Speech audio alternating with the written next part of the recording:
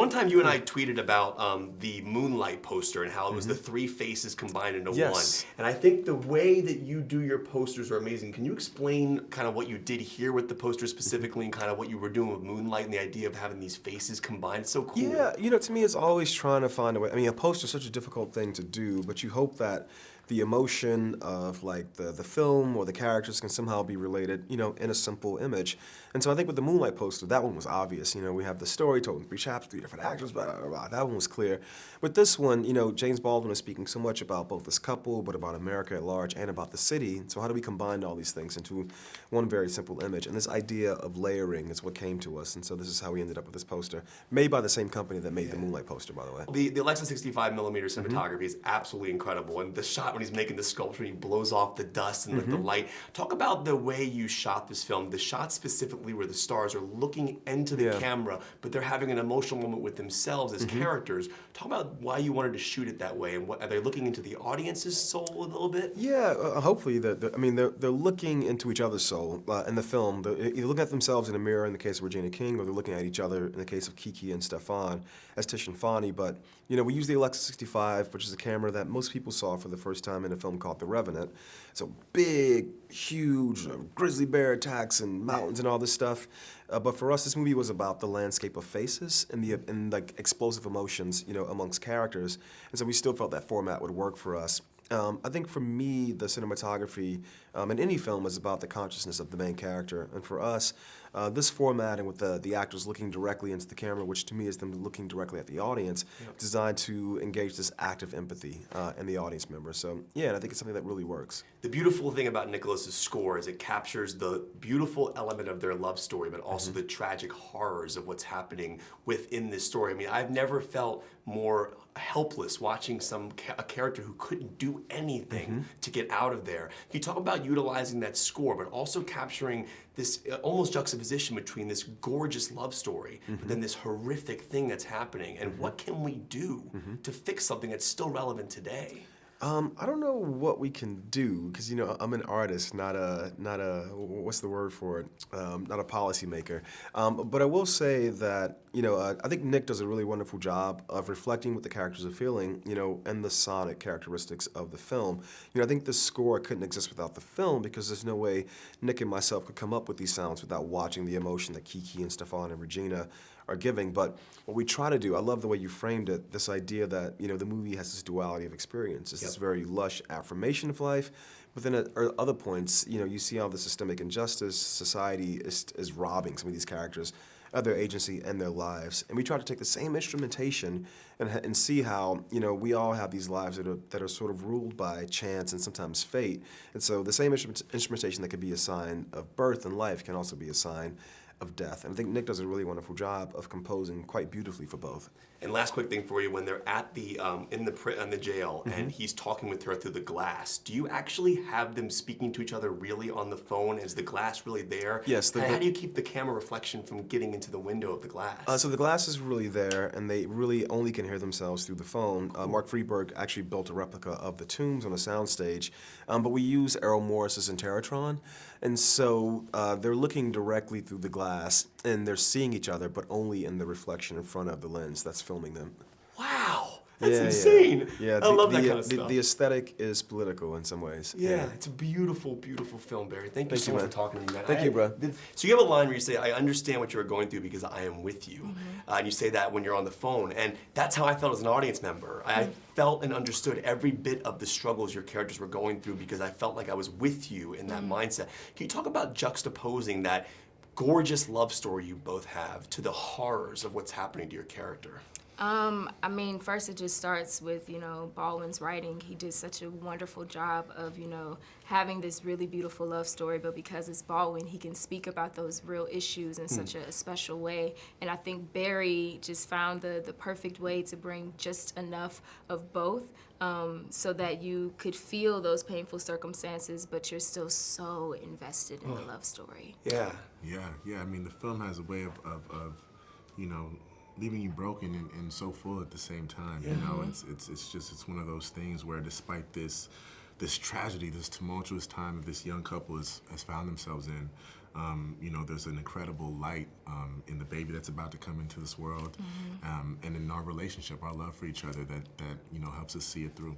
What scares me about this story specifically is how relevant it is, and there are a lot of people who are in similar situations, and it's a very scary thing to think about, and especially the idea that he couldn't do anything to help himself. It was very scary. I'm wondering, I mean, as people who have played characters that are in these situations, do you have any idea of what can be done? Is there anything we can do? Obviously, the movie's a powerful statement, but what can people do to maybe get this out more in the light and talked about and fixed? I think if you acknowledge the problem, that's the first thing. You know, I can't tell you how many people like see this film and they say, "Oh man, I had to look away. It was just so much. I can't believe that all these horrible things happened way back when." And then you have to tell them, This is now. Actually, it's happening right now, like right now under your nose. So I think acknowledging it, and if you respond to the film, you know, tell a friend who's probably going to tell a friend, and I think that's where you start. Now, I was blown away by his cinematography. I was telling you about that sculpture shot. I'm curious how you filmed the scenes when you were on the phone with each other in the jail. Was there really a glass there? Did you actually talk to each other through the phone, or was it done in a different way? How did those scenes work? It was a few different ways. There were times where we were actually, you know, the glass was in between us, and so we could actually only hear each other through the phone. Wow. And then there were times where we used the Interrotron, where we were actually, like, I'm seated, you know, in one part, and then he's right next to me. But the camera is right in front of us, but we can still see each other's faces. So there were a different couple ways that we made that work. One of the things I love about this movie is when you look into the camera, that there's these scenes where you're looking at each other, but you get these close-ups of you looking right into the camera, into the audience. The beauty of those scenes, and I'm wondering how it was from an actor's standpoint, because you're really probably not looking at her directly because the camera's right in your face. So what is the challenge of creating that emotion of thinking you're looking at Kiki, but you're actually looking right into a camera lens? Was she off camera to give you that perspective? No, but I mean, luckily enough, I think that, you know, Kiki and I had, you know, worked with each other, you know, for a few days before actually using the Interrotron and trying some of those in the camera shots. But for me, I just thought about Tish, you know, and trying to sort of exude that love to her, you know, through the lens. Yeah. And when you were doing a sequence with Regina King, it was just, I mean, I can't get over that whole Puerto Rico storyline sequence, because that to me was the breaking point for me where I really woke up and understood what the heck was going on with this storyline. What is it like to perform with her? Because, I mean, she's just a brilliant artist. I mean, she's just so naturally just truthful. Like, and it just, I don't know, you can just witness her really living in all of these things. And so then, as she is just so in it and so truthful and honest, then I found myself, you know, falling into it with her, just because of her natural energy. I mean, yeah, it still blows my mind that I'm in a movie with Regina King. So there's a line in the film, you say, "These are our children, we have to set them free." It's a beautiful line. I'm wondering if you can talk about what that line means to the film for each of you, and the idea that your character has to do some things to help get some money to help out the element. Talk about what that means. I think that what James Baldwin was writing is that there's a tremendous responsibility to our children. That is the best we can be, because we're passing on to other generations. It's not just about you. What you set up, you know, what these hardworking blue-collar people who probably had little to no agency in the world, the only thing they can do is like feed their child, get their child educated, get them out there to be great human beings, and hopefully make another step forward for our families, for ourselves, for our humanity. So I think that basically that's what it means. It's like, you know, we got to set them free. That's our responsibility. You know, it's not an option. You can't just fall apart when things get like this. You never had money before. You know, as black folks in America, we never had. Things have been kept from us. So therefore, what are you going to do? Are you going to just shrivel up and die? You got to get out there and make a way out of no way. And sometimes you got to do that in some quieter ways. Yes.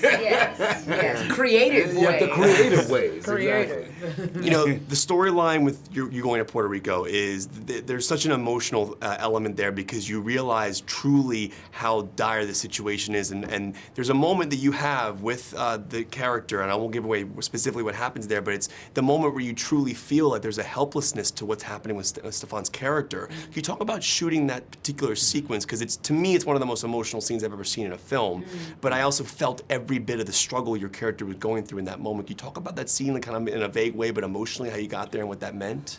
I think it's so interesting because you're on this press tour and you get to hear your castmates, your director, your composer share stories about their journey, individually in the film. And Barry had mentioned about the silence that takes place from the moment they say, Mom is going to Puerto Rico to the moment that you're talking about. And I feel that what a wonderful choice that Barry made to choose for it to be silent, because it wasn't necessarily shot that way. And there are some things that happened that that didn't actually make the final cut, and I see why they didn't. But it tells the story of how this woman who has always been if it can get done, Sharon can do it. Mm-hmm. And part of that for Sharon is always having Joe with her, always having her family. And here's a moment when all she has is herself. Yeah. And what does that really mean? Can I do it? Can I get it done? I can't, my child can't go to prison. Yeah. Fonnie is her child in that moment. And it's just another way of composing what love looks like in the human experience. Mm-hmm. That's not a Black thing in that moment. That's not a white thing. It is a Black woman going through this, and sure, there are circumstances that are specific to being Black in America, but that mother, that woman, that fear is a universal feeling that most of us have experienced in some way, and that's what that's about. I hope No, it's amazing. But I want to ask you, one thing I love about this particular film is the way he juxtaposes this incredibly beautiful love story to this horrific thing that's happening to these characters. And the idea that he shot it on the Alexa 65, it looks absolutely stunning. But I want to ask you, as someone for me who watched this film and woke up to this element of what was going on, what can people do? In the sense of, this movie speaks to me, I want to go out and do something. What can we do to help maybe invoke some change? Because this is a very relevant and scary topic. What can people do? Well, I think the thing that you just said, I think you just gave us the answer, is it awoken something in you. And I think that's the most powerful thing about this film. It can awaken you to something that you had no idea. Yeah. Because I think it shows you the systemic systems that are in place in America that keeps people, disenfranchised people from, getting the justice that they rightfully deserve. But also it's all wrapped up in a love story as well. Yeah. So so it becomes even more human. So you can take it in as this is my story as well. This isn't a Black story. This is a story of America in every single way. It's about love. It's about people having agency in their lives and what they're wrestling with. And so I think that the greatest takeaway is for people to wake up just a little bit, to actually, you know what I mean? Yeah. Just and a I little think bit. you sharing that with others, just your passion and what was awakened in you, what you felt. I feel like whenever someone that I trust or that their opinion I appreciate, like if Coleman came to me and was like, "Oh my God, Regina, you have got to see this," I'm going to go see it. And I'm sure you have a whole family, friends, cipher. Yeah, we're in DC. People, yeah. And I think you just expressing that will give the answer to what it is that we can do. Because it's a whole lot of some things that a lot of us can do. It's not just one thing, but it begins with just the honesty of what your heart is feeling. Yeah. And this is now your film. You be an ambassador for this film. It's yours. The score, everything this about music it. Oh my is God, a character. The violin element of it. I mean, I was just the way he shot with the window and how they were looking into the cameras and